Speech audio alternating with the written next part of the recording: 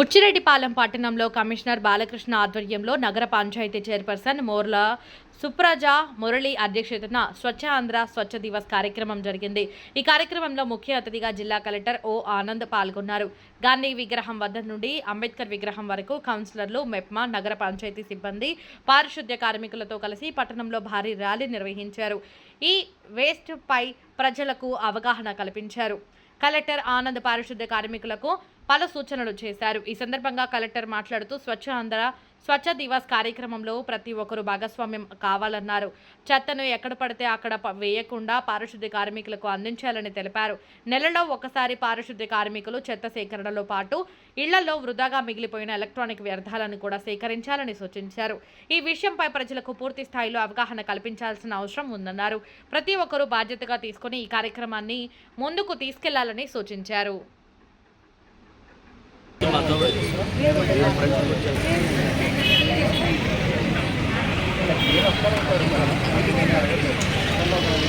ఒక్కొక్క విషయాన్ని తీసుకొని అందరికినప్పుడు తీసుకున్నప్పుడు వాళ్ళ విషయాలు అవగాహన రిటర్న్ అవుతున్నారు. వాళ్ళ ఏరియాలో అందరికీ చెప్తున్నారు చెత్త బయటపడాలి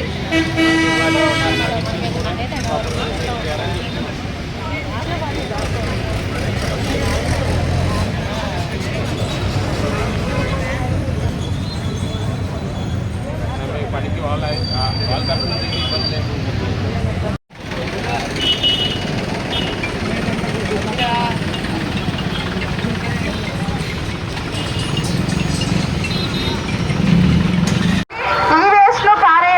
భావితరాలకు హరిత భూమిని ఇవ్వండి. ఈ వేస్ట్ ను పారేయకండి.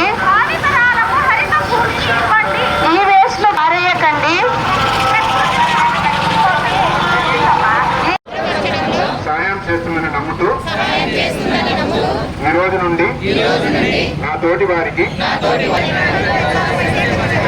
అవగాహన కల్పించడానికి నా పరిసరాల పరిశుభ్రత కొరకు ప్రతిరోజు కొంత సమయం కేటాయిస్తానని సమాధానం చేసి పరిశుభ్ర అభివృద్ధి సాధించే సంకల్పానికి కట్టుబడి ఉంటానని నా వంతు కృషి చేస్తానని ప్రమాణం చేస్తున్నాను. అందరికీ నమస్కారము. First of all municipal chairperson గారికి, అదేవిధంగా కమిషనర్ గారికి, గవర్నమెంట్ సిబ్బందులందరికీ, పిల్లలందరికీ నమస్కారము. ఈరోజు మన స్వచ్ఛాంధ్ర స్వర్ణాంధ్ర కార్యక్రమం భాగంగా జిల్లా వ్యాప్తంగా ఈ వేస్ట్ మీద అవగాహన కల్పించడానికి ప్రోగ్రామ్స్ అన్ని చేస్తున్నాము.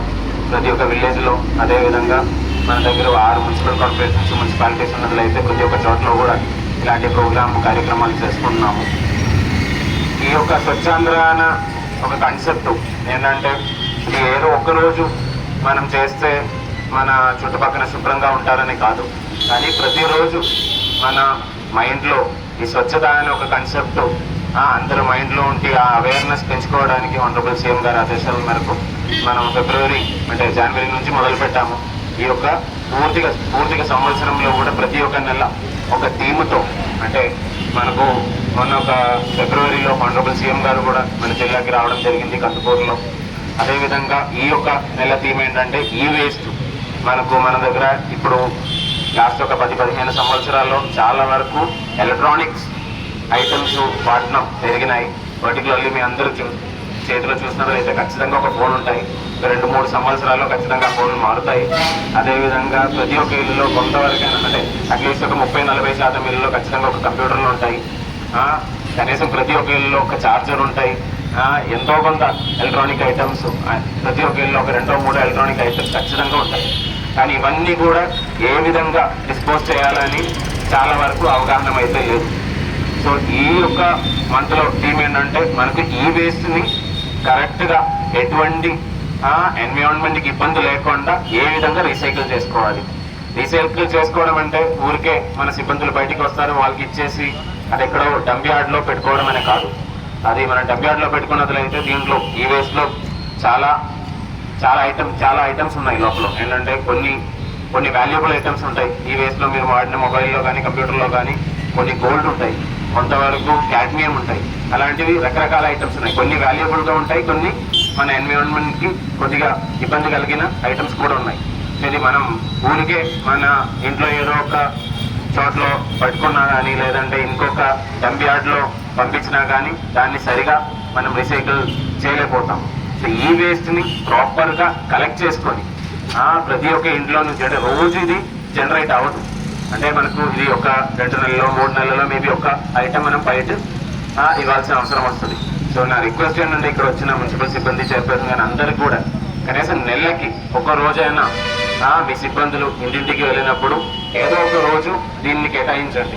ఈ ఒక రోజు నేను మామూలు చెత్త తీసుకున్న దీంతో పాటు ఖచ్చితంగా ఈ వేస్ట్ కూడా తీసుకుంటారు. జనాలకి ముందుగానే తెలియజేయండి, ఫలానా రోజు నేను వెళ్ళినప్పుడు ఈ వేస్ట్ ఇవ్వాలి. అంటే ప్రతి 3వ సాటర్డే కానీ లేదంటే ఒక 3వ వారంలో ఏదో ఒక మండే గానో ట్యూస్డే గానో ఏదో ఒక రోజు మీకు ఏమైతే సూటబుల్ అవుతాయో లోకల్ మున్సిపాలిటీ కానీ పంచాయతీ కానీ ఒక రోజు కేటాయించినట్లు అయితే జనాలు కూడా కొద్దిగా రెడీగా ఉంటారు. ఆ రోజు వెళ్ళినప్పుడు ఈ వేస్ట్ ఇవ్వడానికి సిద్ధంగా ఉంటారు. ఇవన్నీ కలెక్ట్ చేసుకున్న తర్వాత మనము మన జిల్లాలో ఈ వేస్ట్ రీసైక్లింగ్ సంబంధించిన ఎటువంటి యూనిట్ లేవు, కానీ మనకు చుట్టుపక్కల కడప జిల్లాలో ఒక యూనిట్ ఉంది. అదేవిధంగా మనకు తిరుపతి జిల్లాలో రెనిగుంట దగ్గర కూడా ఒక యూనిట్ ఉంది.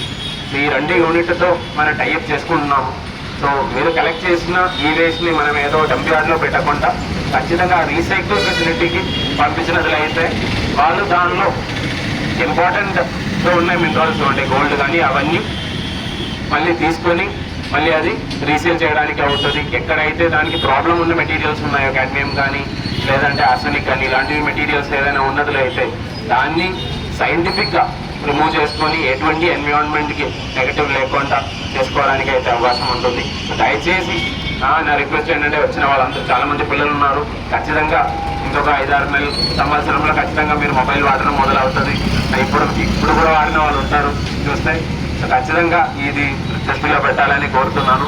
అదేవిధంగా వచ్చిన సిబ్బందులందరికీ కూడా పర్టికులర్లీ మున్సిపల్ కమిషనర్ గారికి చైర్పర్సన్ గారికి నా రిక్వెస్ట్ అంటే దయచేసి ఈ వేస్ట్కి ఒక డే కేటాయించండి, మొత్తం నెలకి ఒక రోజు. సో అది కలెక్ట్ చేసినది అవుతాము. అదేవిధంగా కరెక్ట్గా మనం రీసైకిల్ చేసుకొని ఎటువంటి ఎన్విరాన్మెంట్కి నెగిటివ్ లేకుండా మనం ముందుకు తీసుకెళ్ళడానికి అవకాశం ఉంటుంది. చాలా వరకు ఈ ప్రోగ్రామ్కి వచ్చిన సంతోషము. మీరందరికీ కూడా మళ్ళీ ఒకసారి దీని తర్వాత ఒకసారి ఈ వేస్ట్ కూడా విజిట్ చేస్తాము. అందరికీ మళ్ళీ ఒకసారి స్వచ్ఛాంధ్ర కార్యక్రమం భాగంగా శుభాకాంక్షలు తెలియజేసుకున్నారు.